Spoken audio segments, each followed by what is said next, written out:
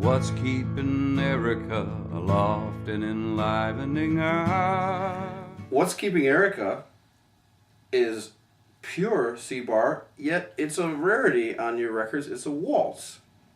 Mm-hmm. And there've been I've kind of inadvertently slipped into waltz mode the last 6 or 7 years. There's a bunch of tunes I've written that I don't think I've recorded many of them, but there are things that have cropped up. There's one that was on a sampler for onmilwaukee.com. It's called Grenadine. yes, That never I always kind of intended it may show up on an album at some point here, but that was it's kind of coming out of kind of New York R&B of the 60s and that idea of like the 6/8 waltz, and I think I like that feeling, and I like Solomon Burke or Benny King or all this stuff. I'm finding Burt Burns now. That I've gotten a couple of records that are kind of documenting where he was coming from as a producer and writer, and it's actually exactly the street that I love. But I think that's kind of where that's at. In this case, it was Peter and I writing, and I think he had the idea in a notebook he had heard somebody saying it in a coffee shop, what's keeping Erica? And he wrote that down as like just so maybe there'd be something there. And so we'd been puzzling over the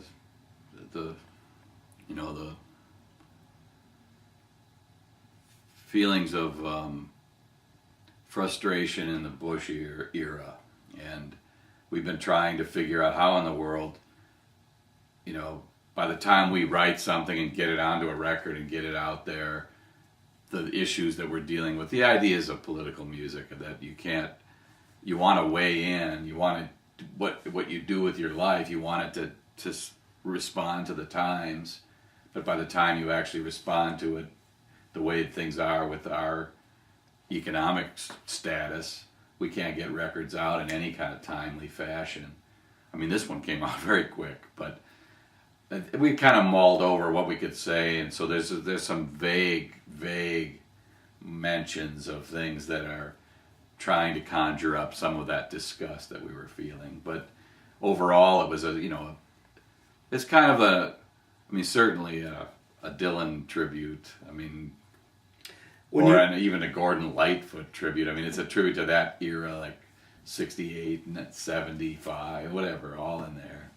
When you sing Opprobrium sinks one and all to a royal, jackals, I can't make out the next word. Left minding the store. Left minding the store. It sounds like you're holding back from maybe a few PMRC type words, and so you thought you'd go for the high ground there. Well, that was as close as I've got to expressing what I was feeling during that era. I mean, that issue of like using the raging floodwaters, and I mean that was certainly a Dylan echo. Or the people that he loved. I mean, you'd hear that kind of lingo. When you sing and play solo, do you prefer to play the guitar without a pick? Yeah. And that's, it's turned out to be kind of the way I play acoustic guitar. Although with a band, I've almost always wanted to play acoustic, mainly because Ry Cooder told me that anybody that doesn't, he didn't tell me this, but he, in an interview. You and others. In an interview said something like, the idea is like swimming with your clothes on or something, playing with a pick. And so you want to live up to your mentor kind of standards, but I found with a band that it's more out of rhythmic and sonic space.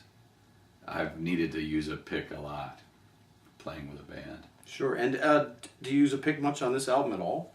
I don't even remember. I probably didn't use it at all.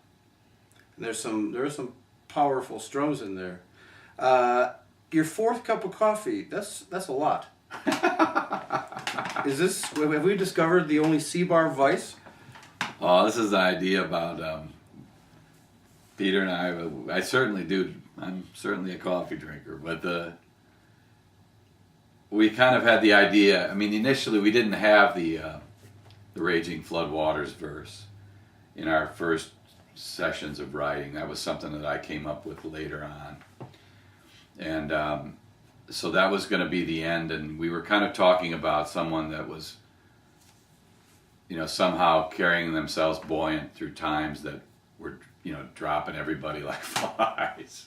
And so that was kind of the idea of like, and also the idea that came a lot in Dylan tunes or in that whole era was this, in a certain way, an idealization of someone that, whether it's the Sad-Eyed Lady of the Lowlands or whoever it is. I mean, this beautiful, loving, but, sort of raising up of the woman, to unimaginable heights. And so what's keeping Erica, how is she able to do all this stuff, and we're scrambling around like little crabs in the harbor, or whatever the deal is.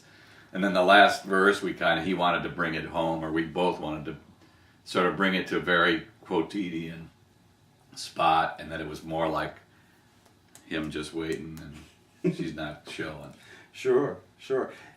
This song and a few others on the album feature some of your distinctive, what I like to call the Count Basie horn section guitar chords.